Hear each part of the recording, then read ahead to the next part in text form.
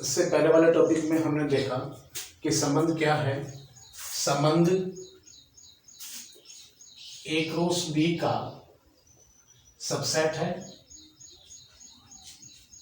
जिन दो अवयवों में संबंध होता है तो उनको हम इस तरह से लिख सकते हैं, A B belongs to R और ए आर बी, और जिनमें संबंध नहीं होता है उसको हम लिख सकते हैं A B not belongs to R या A not related to B.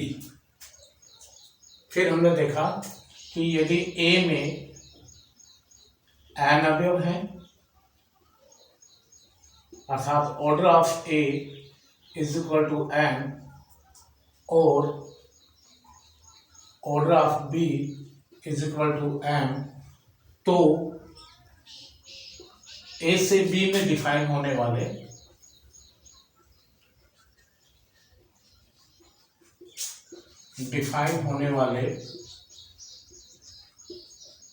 संबंधों की संख्या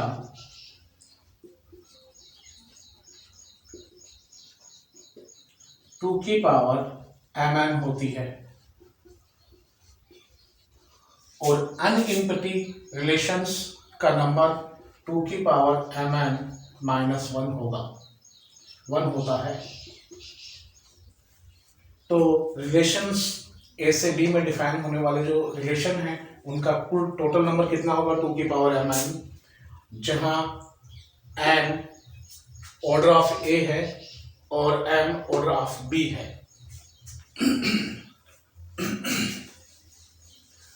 और हमने देखा कि समुच्चयों के प्रकार, काइंड्स ऑफ रिलेशंस,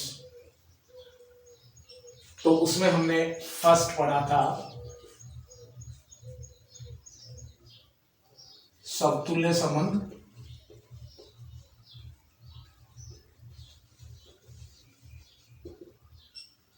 नंबर एक पे पढ़ा था हमने तत्समक संबंध,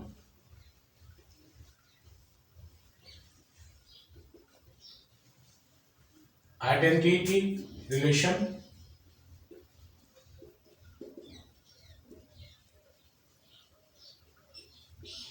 और सेकंड पढ़ा था हमने रिफ्लेक्सिव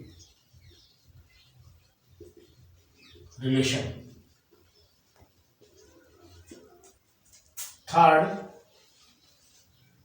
हमने पढ़ा था सममित संबंध, symmetric relation,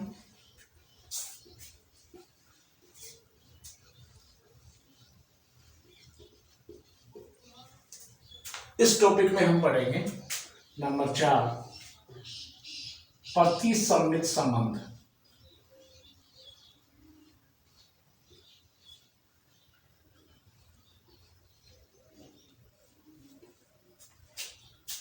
anti symmetric relation.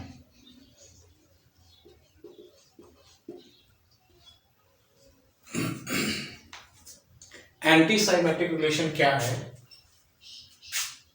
यदि R A से B में इस प्रकार डिफाइन है, इस प्रकार परिभाषित है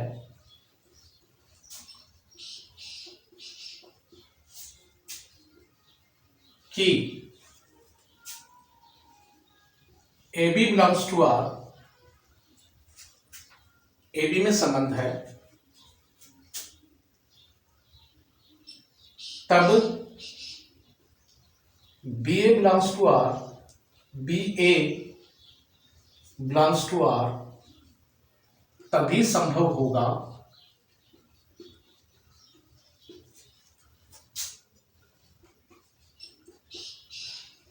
जब A बराबर B हो।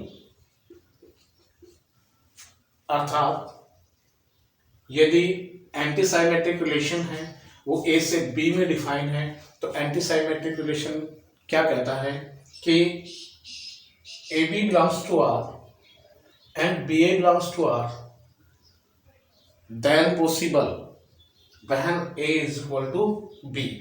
तभी संभव होंगे, तब संभव होंगे जब A बराबर B हो।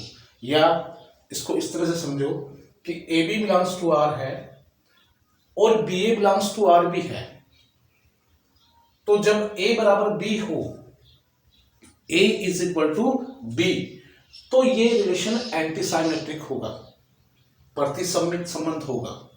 यदि दोनों condition AB belongs to R और BA बिलोंग्स टू R दोनों हो संबंध में, और A is not equal to B, A का मान B के बराबर नहीं आता है, तो ये रिलेशन, तो दिया गया रिलेशन, तो दिया गया संबंध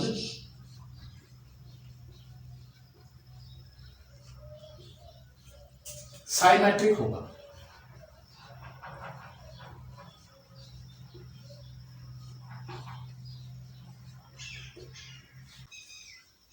जैसे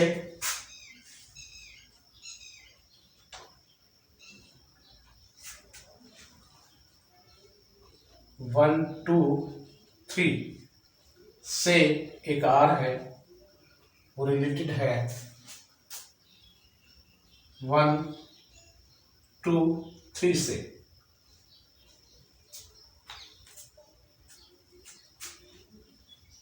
और R इज इक्वल टू इस तरह से है कि 1 1 1 2 2 2 2 1 1 3 3 1।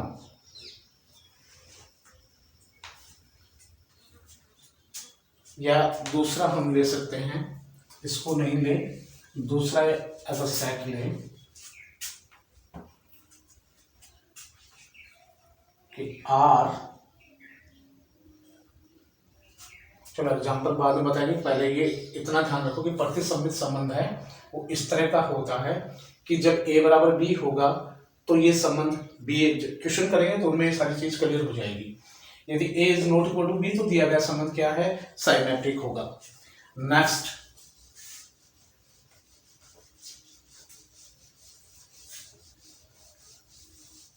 जब हम इनके क्वेश्चन करेंगे तो उन क्वेश्चनों में ये सारी चीजें क्लियर हो जाएंगी। तो एक बार इनको थोड़ा सा ध्यान में देखना है कि कौन सा संबंध साइमेट्रिक है और कौन सा एंटी साइमेट्रिक।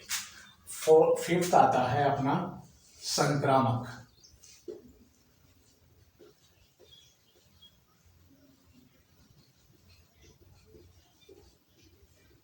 वीडियो लंबी बन जाएगी अगर एग्जाम्पल सबके लेके चलूंगा तो।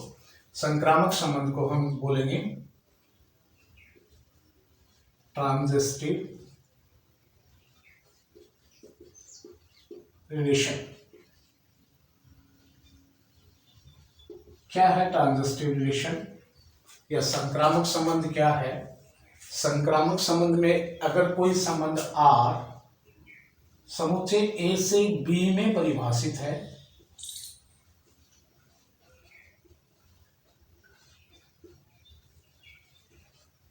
Relation set A to set B में डिफाइन है, और R में कोई तीन ऐसे अवयव हैं कि AB belongs to R, BC belongs to R और AC बिलोंग्स टू R।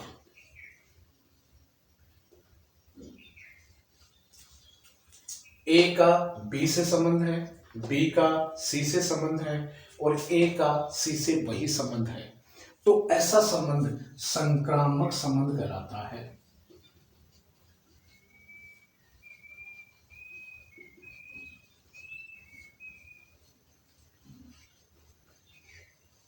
या A के किन्हीं तीन अवयवों के लिए या कोई तीन अवयव किन्हीं तीन अवयवों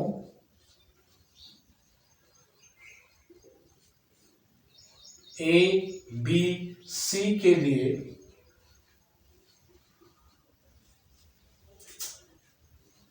ए B belongs to R, A और बी में संबंध है, तथा B C belongs to R, दूसरे दो अवयव हैं बी और सी, उनमें संबंध है, तो ये दोनों मिलकर इस बात को प्रूव करें कि A C belongs to are, कि ए और सी में भी वही संबंध है जो कि ए और बी में है, बी और सी में है।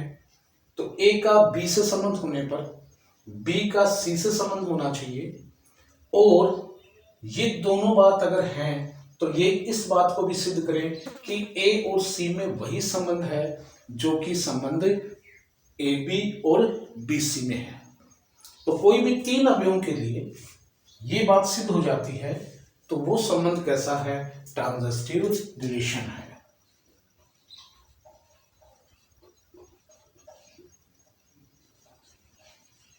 ये ट्रांजिटिव रिलेशन है।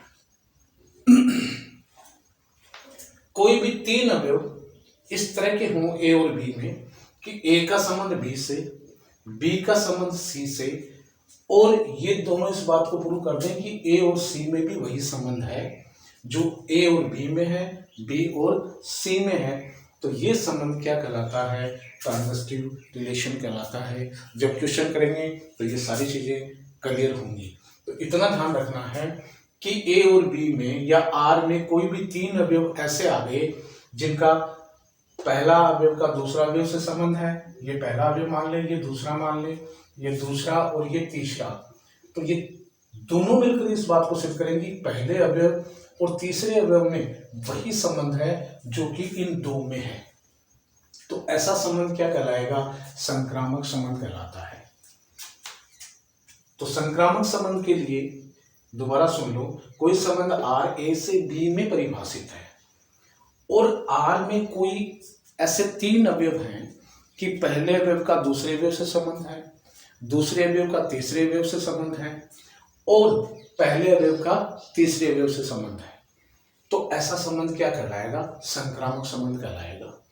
या ये मान ले कि कोई भी तीन अवयव ए बी सी जो ए से बिलोंग करते हैं या बी से बिलोंग करते हैं, उनमें इस तरह का रिलेशन हो कि ए का संबंध बी से हो और बी का संबंध सी से हो, तो ये बात को सिद्ध करें कि ए और सी में भी वही संबंध है जो ए और बी में है, बी और सी में है।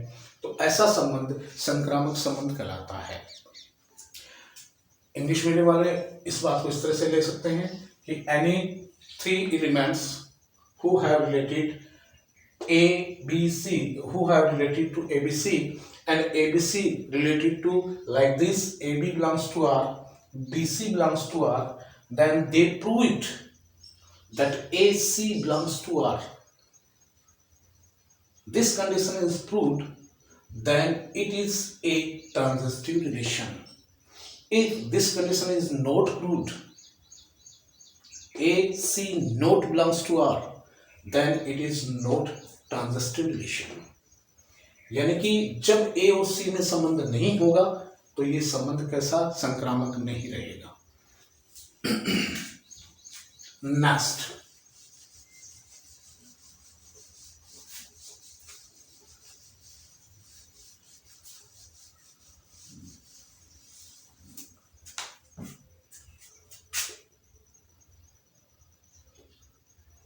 छठा नंबर का जो रिलेशन आता है वो आता है तुल्यता संबंध।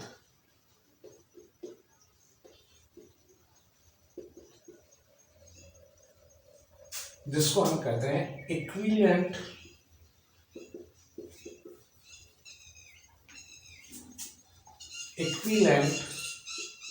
रिलेशन। क्या कहता है इक्विवेलेंट रिलेशन? कौन सा रिलेशन इक्विवेलेंट रिलेशन होता है?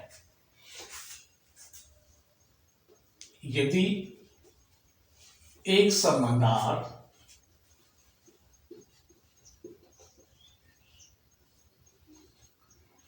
ए से बी में डिफाइन है,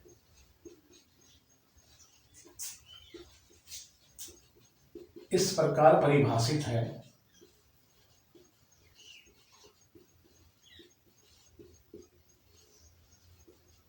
कि फर्स्ट आर समतुल्य है, रिफ्लेक्सिव है, रिफ्लेक्सिव रिलेशन है। नंबर बी, आर सममित संबंध है। कैसा है? साइमेट्रिक रिलेशन है।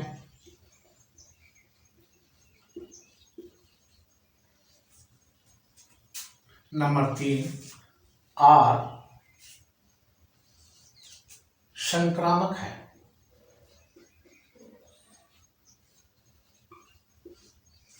कैसा है?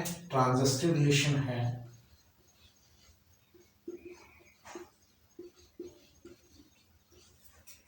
तो ऐसा संबंध क्या कहलाता है? तुल्यता संबंध या इक्विवेलेंट रिलेशन कहलाता है।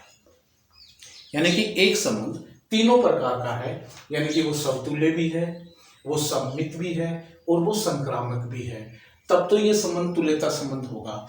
इनमें से एक भी कंडीशन अगर फुलफिल नहीं होती है तो ये संबंध तुल्यता संबंध नहीं होगा। इंग्लिश मीडियम वाले सुने equivalent relation in which a relation that it is reflexive, it is symmetric, it is transitive, then it is a equivalent relation. If any condition, all of three, no any condition satisfy from this relation, then it is not equivalent relation. एक भी condition अगर apply नहीं होती है, एक भी condition अगर satisfy नहीं होती है, तो ये संबंध इक्विवेलेंट रिलेशन, ये रिलेशन इक्विवेलेंट रिलेशन नहीं होगा। इक्विवेलेंट रिलेशन होने के लिए क्या चाहिए? कि वो रिफ्लेक्सिव हो, वो साइमेट्रिक हो, वो ट्रांजिस्टिव हो। अगर वो तीनों है, ये रिफ्लेक्सिव भी है, साइमेट्रिक भी है और ट्रांजिस्टिव भी है, इन तीनों रिलेशंस की कंडीशन को सेटिस्फाई करता है, तो वो इक्विवेलेंट रिलेशन है, अदरवाइज वो इक्विवेलेंट रिलेशन नहीं होगा। अब साथ रिफ्लेक्सिव होने के लिए क्या चाहिए? A belongs to R. Symmetric होने के लिए क्या चाहिए? A B belongs to R. और तो ये शो करे कि B A belongs to R. और संक्रामक होने के लिए क्या चाहिए? कि A B belongs to R और B C belongs to R.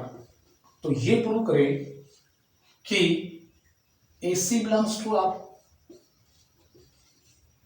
ये तीनों कंडीशन चाहिए। अगर किसी फंक्शन में ये तीनों कंडीशन सेटिस्फाई होती हैं तो वो फंक्शन अगर किसी रिलेशन में ये तीनों कंडीशन सेटिस्फाई होती हैं तो जो गिवन रिलेशन है वो इक्विवेलेंट रिलेशन होगा। नेक्स्ट,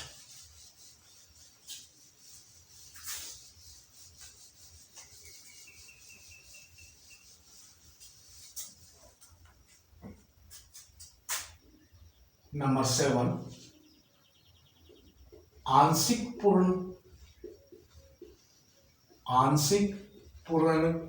क्रम संबंध, जिसको बोलते हैं partly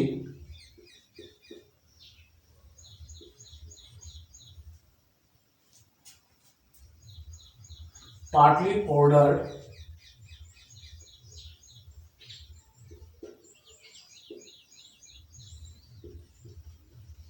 relation. Partly ordered relation, तो पार्टली ऑर्डर्ड रिलेशन है वो आंशिक पूर्ण क्रम संबंध कहलाता है। और कौन सा रिलेशन आंशिक पूर्ण क्रम है? तो नंबर ए, आर समतुल्य हो,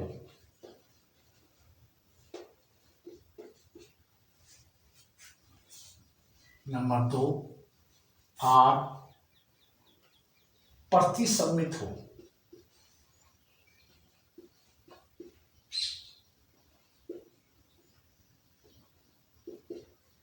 नंबर 3 आर संक्रामक हो।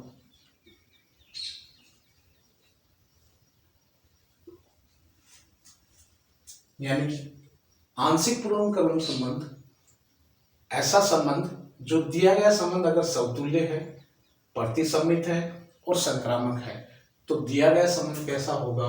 आंशिक पूर्वक्रम संबंध होगा, पार्शियल ऑर्डर रिलेशन होगा। एक पार्शियल ऑर्डर रिलेशन होगा if it is reflexive, it is एंटीसाइमेट्रिक,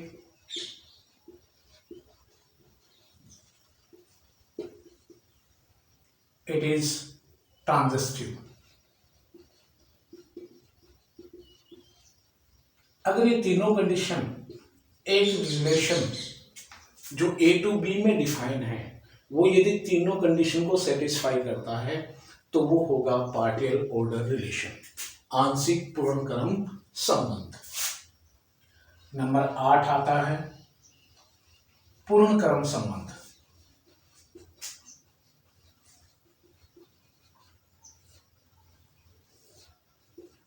जिसको बोलते हैं ऑर्डर रिलेशन।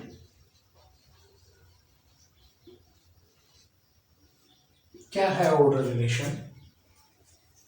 यदि given relation, if given relation first condition satisfy करता है, समतुल्य है, या फिर इसको मैं ऐसे लिख दूं कि वो आंशिक पूर्णक्रम संबंध है,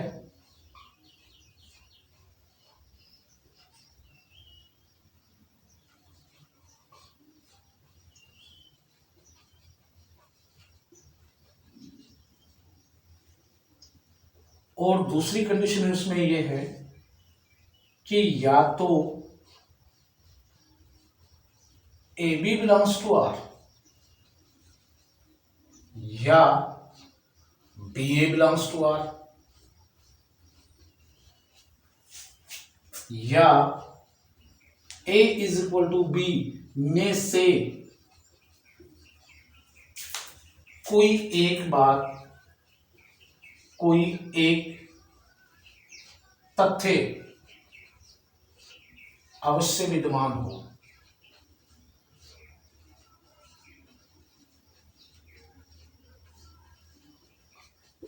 यानी कि ए बी का संबंध है तो या तो ए बी में संबंध है तो बी ए का संबंध होना चाहिए, यदि बी ए में संबंध नहीं है तो ए बराबर बी होना चाहिए। इन तीनों में से कोई एक कंडीशन को सेटिस्फाई करता है तो ये संबंध पूर्णक्रम संबंध कहलाता है, ऑर्डर रिलेशन कहलाता है।